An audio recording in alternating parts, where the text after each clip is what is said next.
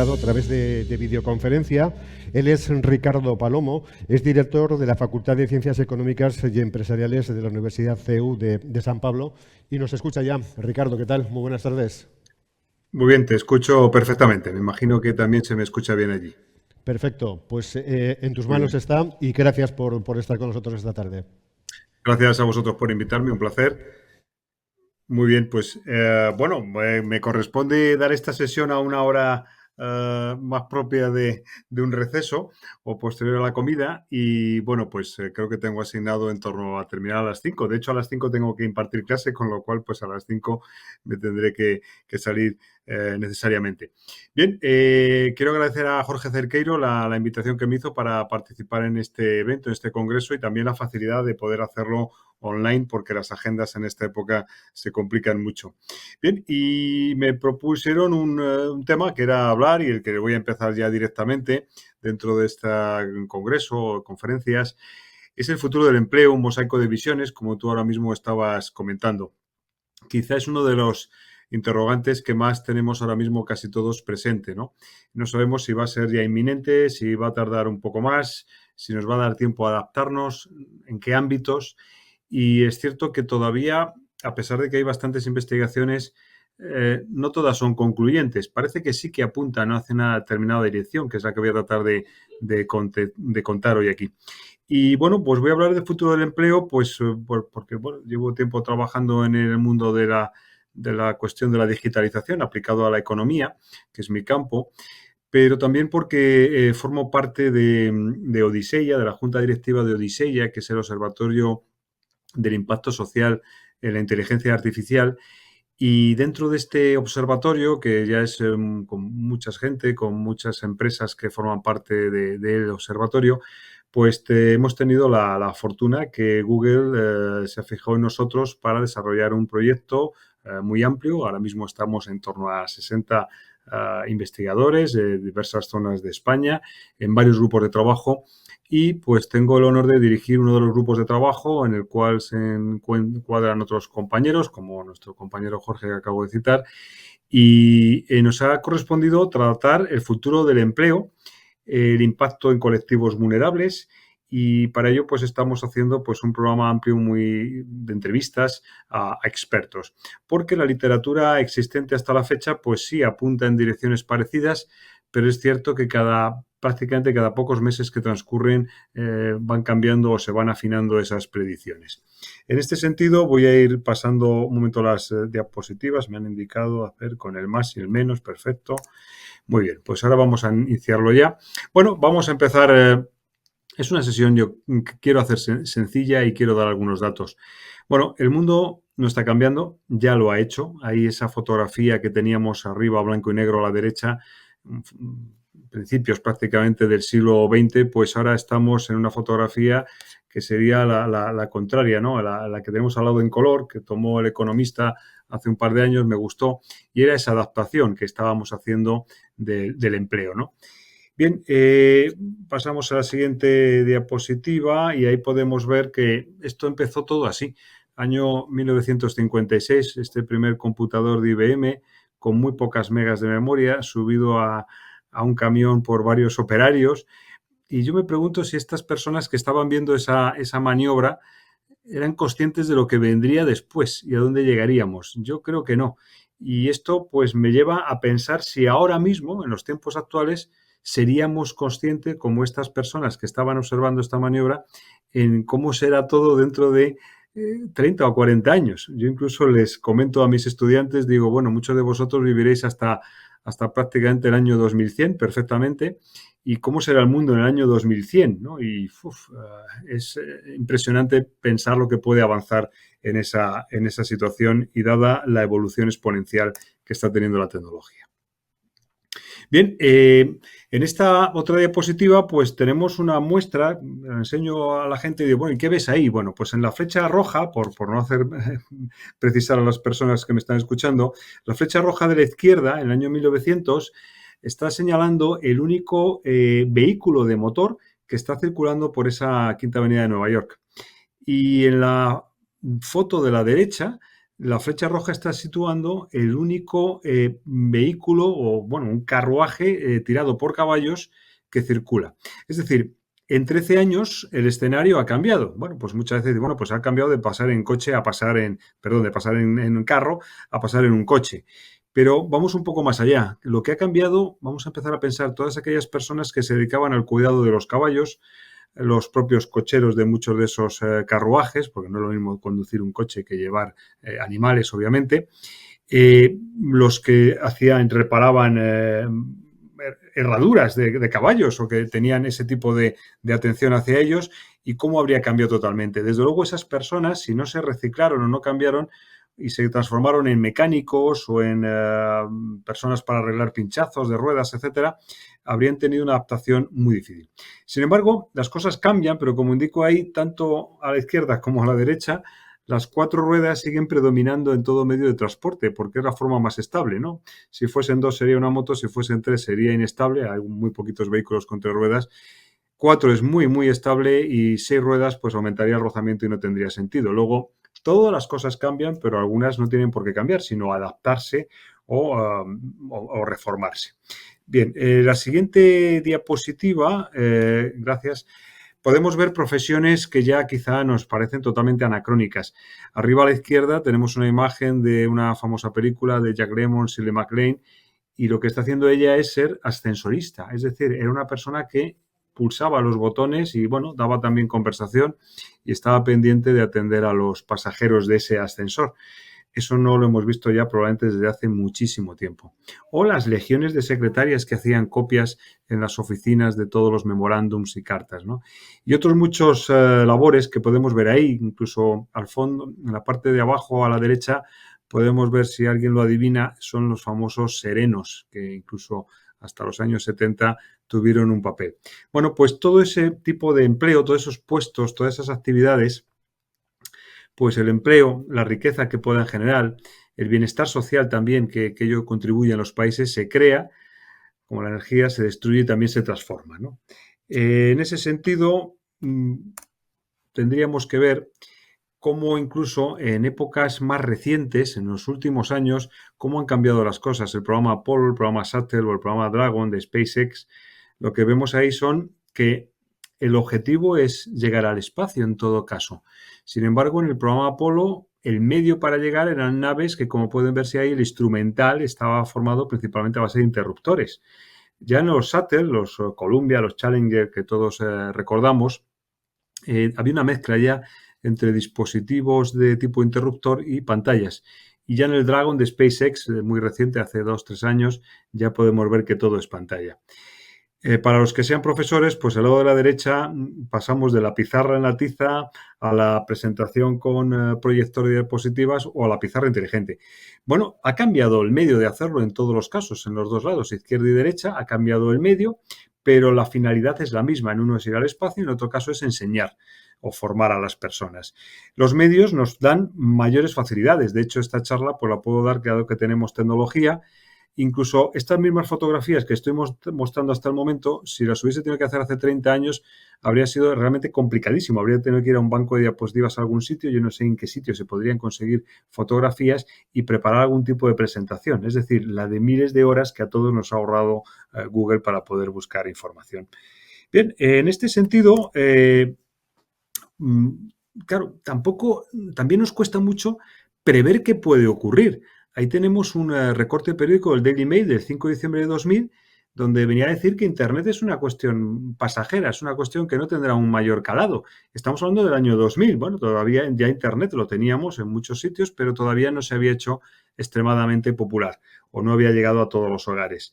O el señor premio Nobel Paul Krugman en el año 98, pues decía que, en el año 98 fue premio Nobel, pero decía que para el año 2005, el 98 lo indicó, para el año 2005, él decía que el impacto de Internet en la economía no sería mucho mayor que el que tuvieron las máquinas de fax. Y estamos hablando de un premio Nobel. Es decir, nos cuesta mucho, mucho, mucho. Y ahora yo creo que tenemos cierta autocomplacencia y pensamos que tenemos más conocimiento de lo que puede ocurrir en el futuro, adivinar lo que va a ocurrir en el futuro. Es decir, podemos hacer conjeturas, pero al final los cambios son a veces insospechados o demasiado rápidos. Esta diapositiva pretende evocar con dos sencillas fotografías también cómo ha cambiado todo esto en las empresas y por eso cómo va a afectar al empleo. En el lado de la izquierda, la diapositiva representa pues aquellas batallas del pasado, podría ser del siglo XIX, dependían de esas herramientas, de esa tecnología que era un fusil que disparaba una única vez y había que recargar. El proceso de recarga era lento, laborioso, requería adiestramiento y los ejércitos en aquel tiempo pues tenían que formar en filas de fusileros y necesitaban para poder tener potencia, necesitaban por tanto una fuerte organización, estar muy regulados, organizados. Tenían también un buen reconocimiento de marca, de hecho esas vestimentas de colores atractivos pues también en cierto modo que decían que disimulaban la sangre, pero también eran para demostrar que era un ejército poderoso y bien preparado y bien dotado, ¿no? Esa podría representar ese mundo a la empresa tradicional, a la empresa que viene del mundo de la economía industrial, de la sociedad industrial. Empresas fuertes, potentes, muy intensivas en mano de obra, que es donde quiero enfatizarlo, y que requieren pues una organización muy fuerte y muy estable. Bien, frente a ello, el lado de la derecha podría representar o emular de algún modo a lo que podrían ser las empresas de ahora. Pensemos incluso en muchas empresas que nacen de forma como startups. Son empresas muy adaptativas, como pueden actuar estos comandos con factor sorpresa, con capacidad de adaptación, con actuaciones muy contundentes, cambiando rápidamente incluso de modelo de actividad, probando negocios y si no funcionan, pasándolo de otro modo, con plazos de vida muy cortos, con actuación de especialistas, con una combinación y sobre todo una utilización, como puede verse en la equipación de estos soldados, de mucha tecnología y que además se mueven en un entorno que quizá muchos hayan oído la expresión entorno VUCA, ¿no? Un entorno de volatilidad, de incertidumbre, de complejidad y de ambigüedad, ¿no? Que es una palabra que bueno, acuñó el ejército de los Estados Unidos en torno a los años 50 para expresar en qué escenario se encontrarían sus soldados cuando llegasen a campo de batalla. Bien, pues esa dualidad es la que estamos viendo ahora. Estamos pasando de modelos muy clásicos, muy tradicionales, empresas muy intensivas en mano de obra en el pasado y a entornos a donde con pocas personas se pueden hacer muchísimas cosas gracias a la tecnología y gracias a la digitalización. Y la inteligencia artificial pues ha sido el último invitado en llegar a esta fiesta de las tecnologías en el mundo de la empresa. Avanzamos a la siguiente diapositiva entonces y aquí podemos ver lo que todos conocemos. Este congreso está celebrando en Vigo, ahí tienen la Citroën y las fábricas de coches ya son así, prácticamente no hay personas, hay que marcar con unos círculos rojos donde detectamos a algún ser humano teniendo algún movimiento. Claro, la tecnología en el muy pasado, hace 100 y pico años, pues llegaba a las compañías, a la fabricación en serie y llegaba e incluso reemplazaba afortunadamente a las personas que estaban alienadas de algún modo y podemos recordar aquella famosa película de Charles Chaplin de tiempos modernos, ¿no? Horarios duros, intensivos, mucho tiempo en el trabajo haciendo tareas tremendamente rutinarias y para las cuales entendemos que el ser humano no está preparado ni puede aguantarlo permanentemente. Bien, en ese sentido, ahora el problema es que las nuevas tecnologías y entre ellas la inteligencia artificial, donde viene a poner la tormenta es sobre las profesiones que siempre hemos considerado más de cuello blanco. Es decir, la tecnología en el pasado se aplicó muy bien en sectores primarios y en el sector secundario o extractivo, sectores, por tanto, donde la mecanización ayudaba mucho, en la industria, en la agricultura, etcétera, pero ahora nos está llegando al sector de los profesionales, médicos, abogados, economistas, ingenieros, todos de algún modo llevamos ya años trabajando con herramientas tecnológicas, con ordenadores, con computadores, mejor dicho, con ese tipo de cosas, pero ahora han llegado herramientas que nos ayudan. Nos han ayudado mucho Internet, nos ha ayudado mucho para toda esta información, pero ahora llega una herramienta que hace las cosas bastante bien y nos saca muchísimas horas adelante. Bien, por ello ha habido bastantes estudios sobre este asunto de cómo podía estar afectando las tecnologías al empleo. Uno de los estudios más nombrados fue realizado hace unos años por Osborne y otros autores que se dedicaron a analizar en 2013 y con mucho detalle puesto por puesto de trabajo, es decir, actividades. Ahí puede verse un diagrama, no es fácil de verlo obviamente en detalle, pero que señala cómo era el impacto en cada una de esas actividades. No eran profesiones, sino puestos de trabajo o actividades. Y ya alertaba sobre el cambio importante que podía venir. Estamos hablando de 2013, cuando todavía pues, no estábamos llegando a imaginar lo que podía ser muchas de las tecnologías que estamos aplicando hoy. Bien, para Lee Kai-Fu tenemos dos perspectivas, el trabajo físico y el trabajo cognitivo que veremos en la diapositiva siguiente. Vamos a esta primera diapositiva. En relación con el trabajo físico, bueno, pues zonas seguras serían profesiones como cuidador de ancianos, de asilo, fisioterapeuta, estilista, entrenador de perros, en fin, actividades para las cuales el ser humano parece que se encontraría seguro porque es difícil que una máquina lo haga. Aunque yo no sé si hay entrenador de perros con el último robot de Tesla, Optimus, pues no sé yo si hasta qué punto podría, o por lo menos pasearlos. En cambio, zonas de riesgo, radiólogos, cajeros de supermercado, vamos viendo cómo cada vez hay menos, cocineros de comida rápida, hay robots para el ámbito, por ejemplo, de las hamburgueserías de cadenas rápidas que por el precio que tienen se amortizan en un año perfectamente. Trabajadores en fábricas de ropa, lavador de platos, supervisores de líneas de montaje.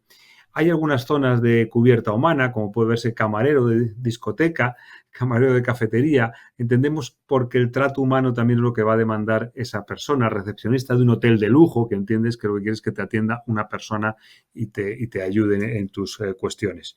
En la siguiente diapositiva estaríamos viendo lo que más puede afectar al ámbito ya de las actividades más cognitivas, ¿no? Podemos ver que, bueno, en la zona segura pues se encuentran abogados, penalistas, directores generales, psiquiatras, trabajadores sociales, conserjes. Fíjense que está el tema de director general. Los altos puestos de dirección serán zonas seguras porque los puestos de dirección requieren visión amplia de las cosas, capacidad de interrelación, mucha toma de decisiones. Ahí es muy difícil que una inteligencia artificial puede hacer todo eso y valorar las múltiples variables que puede haberse, incluso la propia experiencia de la persona en ese campo, ¿no? Y en cambio, zonas de riesgo, de nuevo aparecen los radiólogos, pero atención al cliente, contable, auditor, esto nos afecta mucho a los que estamos en el mundo de economía, es decir, profesiones para los cuales hemos preparado a muchísimos estudiantes que pueden estar en riesgo de desaparición en el futuro, teleoperadores, traductores, gente que trabaja en el mundo del seguro, y luego hay zonas de cubierta humana. A mí esto me tranquilizó. Profesores, aparecemos ahí, médicos, guías de turismo, planificador de finanzas, tutor al remoto. Es decir, aquí podemos utilizar tecnologías y nos puede potenciar en nuestro trabajo, pero al final parece que de momento al menos alguna persona tiene que estar detrás de ello. Bien, en este sentido, ¿cómo será el futuro del empleo? ¿Cómo lo vamos a poder plantear? Bueno, pues el futuro del empleo va a depender mucho del grado de solapamiento, como dice ahí, entre las capacidades que nos ofrece la IA y lo que puede hacer el trabajador. Entonces, podríamos distinguir tres posibilidades. Los puestos con alta exposición a esas nuevas tecnologías, concretamente a la IA en esta diapositiva, y con alta protección. Es decir, hay un fuerte potencial técnico de la inteligencia artificial, pero va a ser más bien para aumentar sus capacidades de los trabajadores. Por ejemplo, jueces, médicos, registradores, etcétera, podrían estar en esa zona de alta exposición, pero con alta protección. Incluso puede ser mucho porque sean profesiones reguladas. Es decir, que tenga que haber una persona que emita un dictamen, que indique algo, por mucho que la tecnología le pueda ayudar. Por tanto, podrían ser muy afectadas, pero estarían bastante protegidas. En segundo lugar, estarían los puestos con alta exposición y baja protección. Estos serían los que estarían en mayor riesgo, obviamente, es decir, muy expuestos a la IA, pero poco protegidos o no ser profesiones reguladas, por tanto, pues con mucha capacidad de desaparecer. Sería, por ejemplo, un caso muy evidente el de los teleoperadores que prácticamente han sido reemplazados por chatbots, ¿no? Los contact centers. Bueno, dependerá también de... Aquí hay una nota ahí que debajo que me dice, ¿dónde? Podemos hacer una cosa, podemos utilizar las mismas personas, pero atender a mucha más gente con la ayuda de la IA, ¿bien? Y por tanto incluso ofrecer servicios a mayor número de compañías, o bien, que sería lo grave, pues atiendo a las mismas personas, mismos clientes, pero ya con menos personas. Bien, y en tercer lugar, los puestos con baja exposición, pero también con bajo potencial técnico de la IA. Bueno, pues serían las zonas un poco más protegidas. Aquí destacan artistas y mundo del espectáculo. Bien, aunque todos estamos oyendo hablar como la capacidad artística ya de muchas inteligencias artificiales a veces también es bastante asombrosa.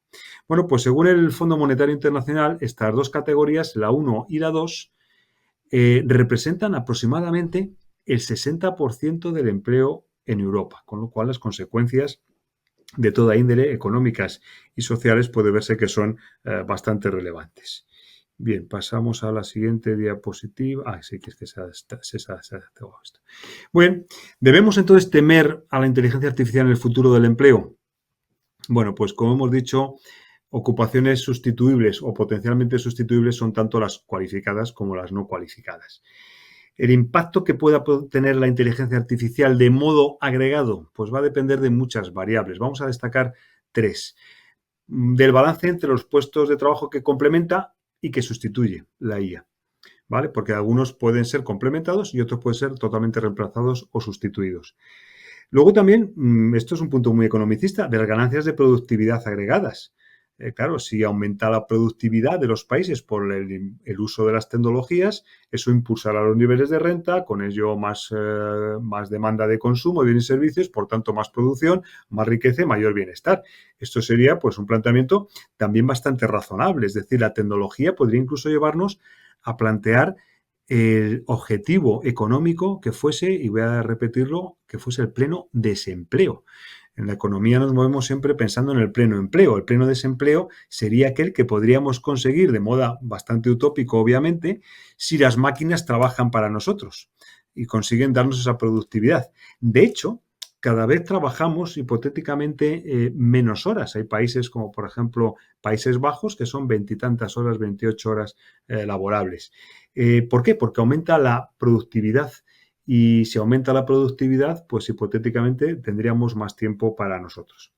También va a depender de otras nuevas ocupaciones, nuevos puestos que vayan a surgir gracias a la IA y que ahora mismo no podemos ni sospechar. Igual que hace 50 años no sabíamos lo que era un community manager o lo que era un ingeniero de prompt hace solo 5 años. Bueno, avanzamos a la siguiente diapositiva. Bueno, una cuestión para estar un poco menos preocupados. Bueno, la tasa de empleo mundial no ha cambiado significativamente en 150 años en las economías desarrolladas. Es decir, llevamos 150 años de aplicación de la revolución industrial, de constante innovación tecnológica, y las tasas de empleo pues se mantienen en parámetros normales o razonables, por supuesto sometidas a los ciclos económicos, pero no se han disparado. Es decir, esto no tendría por qué decir que si van a venir las máquinas vamos a estar todos en desempleo. Tendremos otro tipo de empleos o haremos de otra cosa o, como digo, tendríamos más tiempo libre. Lo que sí ha ocurrido es que el empleo se va moviendo de sectores y va obligando a cambiar las competencias que se piden o que se exigen de la fuerza laboral. La revolución industrial destruyó mucho empleo en la agricultura, pero creó mucho empleo en la industria. Bien, un párrafo que tengo ahí marcado, como pueden ver en letra cursiva, lo que ocurre es que la diseminación de oportunidades que genera ese progreso va a depender también de las instituciones, ¿vale? Bien, este gráfico puede verse ahí, estaba en un documento de CaixaBank Research de 2024 y puede verse una espectacular evolución del empleo en el sector servicios y una caída muy fuerte en el sector de la industria y, por supuesto, en el de la agricultura. Nos encontramos en economías, desde hace ya bastantes años, que predominantemente son sector servicios. Y quizá eso es lo que nos lleva ahora mismo a estar especialmente preocupados, porque esta inteligencia artificial parece que donde puede tener mucho impacto es en ese sector servicios. Es como si la tecnología hubiese empezado por el sector primario, el secundario, y ahora nos esté llegando a ese sector terciario, cuaternario, incluso hay sexario también, ¿no? Bien, avanzamos a la siguiente diapositiva y creo que voy bien de tiempo para dejar un tiempo para al final para preguntas.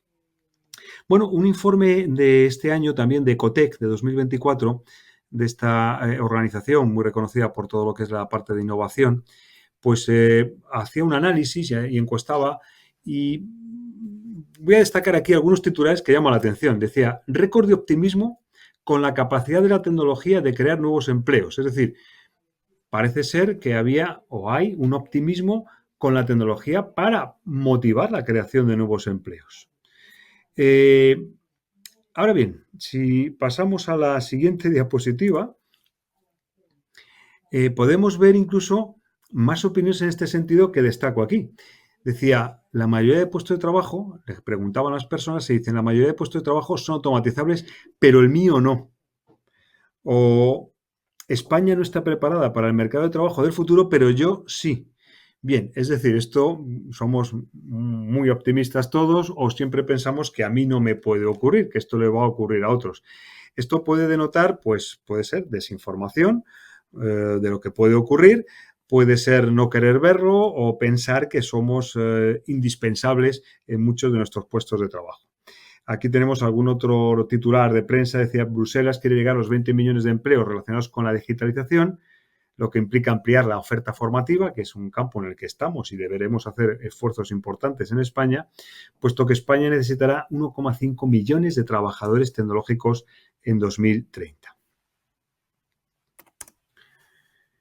Bien, por tanto, quizá, y yo me quedaría un poco con esta frase, los empleados deben preocuparse menos porque les reemplace o nos reemplace una inteligencia artificial y más por ser reemplazados por otros humanos que saben aprovechar esa inteligencia artificial. Es decir, personas más preparadas, aumentadas en sus competencias, en sus capacidades, porque están utilizando la inteligencia artificial.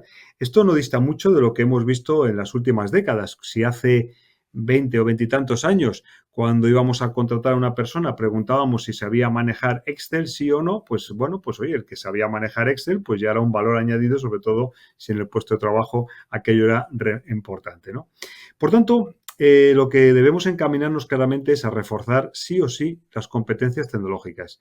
Pero no olvidemos también potenciar las habilidades humanas, lo que llaman soft skills, que a mí me gusta más llamarle habilidades humanas.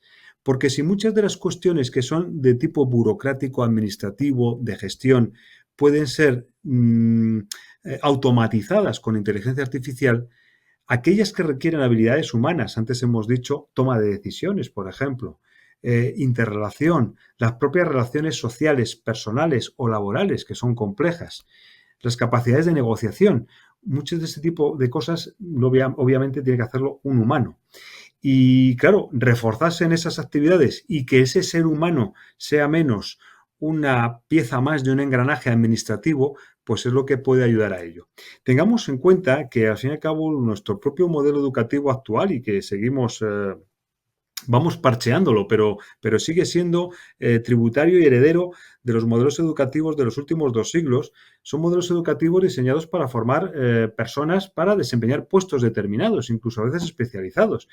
Incluso esto viene de los tiempos ya de los imperios británico y francés, ¿no? Donde modelos que necesitaban pues, funcionarios, recaudadores de impuestos, personas que hiciesen funciones de contabilidad, auditoría, etcétera, y otras muchas relacionadas con el mundo legislativo que eran muy necesarias. Muchas personas que hacían eso toda su vida y hacían además lo mismo. Claro, esto ha llevado a que afloren 2 corrientes, todo este cambio que está ocurriendo. Corriente de los tecnopesimistas, una corriente más bien distópica, y la corriente de los tecnooptimistas o utópica. Para los tecnopesimistas el cambio es que es muy rápido. Estamos en pocos años, la tecnología está haciendo avances tremendos y no nos va a dar tiempo a adaptarnos. Eso es un poco lo que preconizan los tecnopesimistas. Es decir, no nos deja margen temporal para adaptarnos. Habíamos visto al comienzo de la sesión que, bueno, que en 13 años había cambiado el formato de cómo desplazarse en la Quinta Avenida de Nueva York. Bien, para los tecnooptimistas, en cambio, la inteligencia artificial puede mejorar la calidad de vida, puede hacer que trabajemos menos horas, crear incluso más oportunidades laborales. Internet ha creado muchísimas, como hemos visto desde el minuto cero prácticamente que se ha producido. Y quizá también nos podemos quedar en posturas intermedias entre estas dos, en una postura intermedia. A mí personalmente, cuando me preguntan, yo creo que la transición en estos próximos años, de aquí a 5, 8 años, puede ser bastante cruel en algunos sectores, como digo, en este corto plazo, pero esperanzadora y adecuada en un largo plazo. Es decir, el problema que nos puede ocurrir a las generaciones de ahora que lleguen es que nos ha tocado de repente en ese momento. Más adelante puede que sea el cambio más progresivo o con la gente más informada o más preparada para esta, al fin y al cabo, disrupción que ha llegado prácticamente de repente. Podemos ver algunos datos como el 73% de las empresas europeas emplean la IA, pero solo el 30% forma a sus empleados en IA, o que el 60% de las empresas tienen problemas para reclutar a expertos en este campo. Bien, entro entonces ahora a hablar un poquito de lo que llevamos investigado en este proyecto que estamos desarrollando desde el Observatorio para el Impacto Social de la Inteligencia Artificial, o DISEIA, y en este proyecto para Google dentro de CARE, ¿no? Bueno, del grupo nuestro, que tenemos ahí los componentes, el grupo 2.1, se llama Profesiones del Futuro, Nuevas Oportunidades y Requerimientos. Bueno, pues hemos podido hacer una serie de entrevistas a expertos. Bueno, tenemos que seguir, por supuesto, el próximo año todavía hasta que se cierre el proyecto. Y hemos hecho varios bloques sobre el impacto general de la IA, sobre los sectores que afecta, sobre el futuro del trabajo, también sobre los grupos vulnerables. Y entendemos ya por vulnerable no solo las personas que entendíamos de siempre que son vulnerables, sino personas que se pueden convertir en vulnerables a medida que la inteligencia artificial vaya actuando sobre sus ámbitos laborales y profesionales. Sobre reflexiones y preguntas específicas sobre su sector de actividad. Bien, pues en este sentido voy a destacar algunas de las conclusiones principales que hasta el momento llevamos extractadas. En cuanto al impacto actual de la IA, el nivel de impacto percibido, les preguntábamos sobre una escala de 0 a 10. Pues la puntuación promedio de momento nos dicen que de momento, hasta ahora, la IA ha tenido un impacto de entre un 2 y un 3 sobre 10. Es decir, como puede adivinarse, todavía es mucho el recorrido. ¿Por qué? Porque se considera que la IA está aún en una fase incipiente de su implementación laboral, pero que va a tener un potencial muy importante en el futuro. Los sectores con mayor incidencia hasta la fecha que señalan los expertos entrevistados, pues un poco en la línea que estamos diciendo. Todo aquello que sea tareas administrativas, atención al cliente, salvo que sea, como indicábamos antes, atención al cliente muy exclusiva, como decíamos antes, hoteles de lujo, por ejemplo, ámbito de la logística, pues van a verse muy afectados. También sectores tecnológicos, sector financiero, que luego saldrá, y especialmente en empresas de tecnología avanzada y centro de datos. Si nos vamos al punto 2, automatización y sustitución de tareas, pues, ¿qué tareas podrían verse más afectadas? Bueno, pues parece que hay cierto consenso en que sean los puestos con menor cualificación y, desde luego, con tareas repetitivas los más vulnerables. Por ejemplo, cajeros, trabajadores de manufactura, personal de call centers, de nuevo. Y en cuanto a la transformación de puestos de trabajo, pues los roles administrativos de cualificación media, lo que llamamos mandos intermedios muchas veces, probablemente están enfrentando bastante riesgo, ¿no? Afrontando bastantes riesgos. Traductores, planificadores, generadores de contenido. En el bloque tercero, en cuanto a qué consideraban sobre la creación de nuevas oportunidades y necesidad de reskilling, pues concluían los expertos que había nuevos roles. Se iban a crear puestos en sectores de alta tecnología de datos, de desarrollo de IA, profesiones, incluso puestos que no tenían un nombre específico para nombrarlos, es decir, todavía no lo conocen, alguien que va a hacer algo de esto, pero qué puesto, qué denominación o qué identificación le vamos a dar todavía no está clara. Desde luego va a haber una necesidad importantísima de programas de reskilling y de upskilling para adaptarse a esos nuevos roles que van a demandar las nuevas habilidades técnicas que se van a requerir. Y en el cuarto punto, en cuanto a la percepción dual, ¿Es un riesgo o es una oportunidad la llegada de la IA para el futuro del empleo? Bueno, pues bastantes hablan de visión de oportunidad. Es decir, se ve como una herramienta que mejora la productividad, que mejora la calidad de vida en el trabajo, que incluso hablan algunos como tu mayordomo digital, tu copiloto, como es el programa, que te facilita tareas, ¿no? Es decir, esto puede ser atractivo. Sin embargo, también no se oculta una cierta preocupación por la posible desigualdad, los derechos laborales, la polarización de la sociedad, áreas profesionales que se vean mayormente aceptadas, incluso muchas, como hemos dicho antes, en sectores de profesionales de lo que actualmente constituye la clase media de muchos países, de muchas economías. Por tanto, parece ser que esa desigualdad que en los últimos años se ha constatado que está aumentando, puede verse agudizada por el impacto de la inteligencia artificial. Y por ello se preconiza pues, una cierta necesidad de regular los derechos digitales y, por supuesto, cuestiones de ciberseguridad. Bueno, el tecnopesimismo y tecnooptimismo lo he comentado antes muy brevemente, pero ahí tenemos una diapositiva que marca esas diferencias. En el lado de la izquierda, y no por no extenderme, pues eso, que ese cambio es muy rápido. ¿Cuánto tiempo tarda un 25% de la población en asimilar una nueva tecnología, ¿no? Que son empresas, las nuevas empresas tecnológicas no son empleadoras masivas. Esto si viajamos, cuando vemos una obra, incluso en una carretera, vemos que hay algunos operarios, pero nada que ver con aquella legión de operarios que hacían falta hace unas décadas. En cuanto al tecnooptimismo, por destacar alguna, pues bueno, oye, la tecnología, según dicen muchos, puede evitar errores humanos o malas intenciones, que la tecnología ha reducido claramente, ha sido una de las vías para reducir la pobreza en el mundo, que los malos augurios de los luditas del siglo XIX que veían en las máquinas una herramienta de destrucción y amenaza contra su empleo, pues no se cumplieron porque al final, si trabajaba gente en el sector textil, podemos imaginar la cantidad de millones de personas que a nivel mundial trabajan en el sector textil. Bien, por tanto, nos vamos a mover muchas veces entre esa utopía y esa distopía y probablemente nos quedaremos en situaciones más intermedias.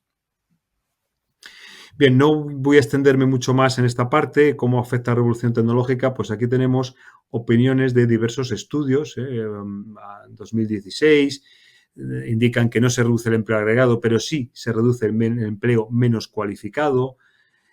Tim Wenger y Golding dicen que la tecnología es más complementaria con empleos más cualificados. Para otros, por ejemplo, Autor, Katz y Kearney dicen que la tecnología complementa a los empleos con tareas abstractas y no rutinarias, mientras que la tecnología no afecta a tareas manuales, pero atención, tareas manuales que no sean rutinarias. Ahora bien, cuando sean tareas manuales rutinarias, el impacto sí que puede ser muy fuerte. Bien, aquí tenemos algunos datos de algunos estudios que se han realizado. Bien, los casos de reemplazo tecnológico, pues todos somos conscientes, robots recepcionistas, como una cadena de hoteles que tiene en Japón, robots camareros, robots bancarios, robot advisors en el ámbito financiero, en fin, es un software, no es un robot, inteligencia artificial para vigilancia e inspección, robots para la docencia, robots de combate, como los de Boston Dynamics, es decir, la robotización unida a la inteligencia artificial y a otras tecnologías convergentes con ellas, pues está llevando a un cambio muy importante en lo que puede ocurrir en el mercado laboral. En Europa, pre-ChatGPT, según algunos estudios, solo un 10% de las empresas utilizaban la IA, pero el objetivo era llegar al 75% en el año 2030, según la Estrategia Digital Europea. Se han hecho ya experimentos, muchos controlados. Por ejemplo, el tiempo empleado para redactar un texto disminuye alrededor de un 40% si el trabajador usa ChatGPT. Esto yo creo que todos somos conscientes de ello porque lo hemos podido probar. La productividad de un centro de atención al cliente, un call center, medida por el número de programas resueltos por hora, dicen que aumentó un 14% gracias al impacto de la IA en los trabajadores con menos experiencia. Esto también es interesante. La inteligencia artificial parece ayudar mucho, mucho más a los trabajadores con menos experiencia o menos formados o preparados, mientras que a aquellos más experimentados la IA les complementa, pero en menor medida. En el ámbito, por ejemplo, de la inteligencia artificial generativa, se ha visto que se puede reducir incluso tiempos promedio hasta en un 81%, según IALAF en 2024, una evaluación del impacto de la inteligencia artificial. Por ejemplo, tomaban un despacho de abogados, ¿no? y en la columna de la izquierda se puede ver con inteligencia artificial generativa y en la derecha el tiempo sin inteligencia artificial generativa. Leo alguno de ellos. Redacción de un contrato administrativo, pues con la IA 6 minutos, sin IA 60 minutos. Una copia de un contrato de arrendamiento con modificaciones, con IA 6 minutos, sin IA 120 minutos. Sin embargo, actividades como identificación de agravios en un recurso de casación, con la IA 30 minutos y sin la IA 15 minutos. Es decir, que algún tipo de actividades es más ágil el ser humano que la máquina. Bien, vamos a ir cerrando ya enseguida, porque ya un poco con esta diapositiva, como dicen, para elegir estudio los jóvenes miden si una máquina sustituirá su profesión. Y dice que el 54% elegiría otra formación si tuviera asegurado su futuro económico. Y, a ver, sí, ahora. Y bueno, aquí tenemos cómo los profesores de matemáticas se manifestaban en los años 80 contra el uso de las calculadoras en clase. Hace un año y pico todos hemos vivido la polémica de si debemos utilizar o permitir los chats GPT. Incluso hoy mismo leo un artículo sobre si debe utilizar el ordenador o no, el computador. Y bueno, pues estos son cuestiones controvertidas para siempre. A ver, pasamos a la siguiente diapositiva. Bueno, algunos datos más. El futuro del trabajo en Europa. Para la Comisión Europea, pues parece ser que el 43% de la población tiene una formación tecnológica insuficiente. Los conocimientos básicos, pues un poco más los hombres que las mujeres, los que viven en la ciudad que en el campo, pero en cualquier caso aquí va a hacer falta un apoyo importante. Y luego, pues estas diapositivas las voy a pasar muy poquito rápido, pues cómo afectarían a las profesiones, pues prácticamente lo he contado ya, si me permiten, para no extenderme y no salirme del tiempo, incluso dejar una posibilidad, pero aquí puede verse los 10 trabajos más expuestos al impacto de la IA según OpenAI. Pues matemáticos, gestores, contables y auditores. Yo a los matemáticos les digo, habéis creado a la máquina y ahora va a acabar con vosotros. Gestores, contables, auditores, analistas financieros, analistas de noticias, reporteros, diseñadores de interfaz, traductores, analistas demoscópicos. Es decir, aquí tenemos bastantes puestos de trabajo que representan a muchísima población, mucha fuerza laboral y, por tanto, el impacto es económico y social, evidentemente. Bueno, nos van a hacer falta, como digo, habilidades humanas que he indicado antes, esa capacidad de creatividad que tiene el ser humano, la originalidad, aunque cuidado que las inteligencias artificiales generativas son también a veces bastante originales, o nos lo parecen. La inteligencia social y emocional, esto sí que es muy relevante. Lo que es yo creo que muy importante y que tenemos que hacer con los estudiantes, el razonamiento crítico, la capacidad de resolver problemas, el trabajo en equipo. Estas son las cosas que nos va a hacer mucha falta para podernos complementar muy bien con estas nuevas tecnologías. Bien, esta diapositiva también la voy a saltar, la he nombrado antes para no extenderme y terminar prácticamente aquí ya. Bueno, el cambio no es un parámetro, es un aprendizaje y a todos nos va a costar. Hemos pasado de negar el impacto de la tecnología en nuestro ámbito específico laboral, resistirnos incluso al cambio, luego ya empezar a explorarlo y luego por fin aceptarlo. Creo que lo mejor las cosas cuando vienen los cambios, lo mejor es aceptarlos cuanto antes. Toda resistencia te hace perder tiempo e incluso lo que puedes hacer es darle ventaja a otros, ¿no? Muy bien, pues en este sentido, ahí termino la exposición. Benjamin Brink, que es el director del Centro para el Futuro del Trabajo, dice: busca las horas del futuro, reconoce las que te gusten y surféalas. Así que muchas gracias por su atención y creo que unos minutitos tenemos todavía para alguna cuestión si la hubiese. Ricardo. Vamos a abrir un turno de... Sí.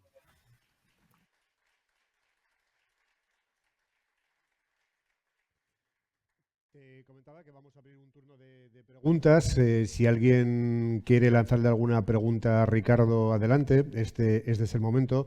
Yo, por mi parte, bueno, nos has contado muchas cosas. Obviamente es muy difícil vaticinar la esencia de la pregunta, ¿no? Que nos hacemos muchos. La inteligencia artificial reemplazará los empleos, no reemplazará, pero sí que me quedo con un mensaje que has lanzado que yo creo que es importante, que es independientemente de lo que ocurra, nuestro mejor aliado siempre va a ser aprender y saber manejarla más allá del impacto que pueda tener en nuestro empleo, ¿no? Eso puede ser un punto de comparación, un punto que puede significar algo a nuestro favor, ¿no? Correcto. Al fin y al cabo es aprender a tener esa...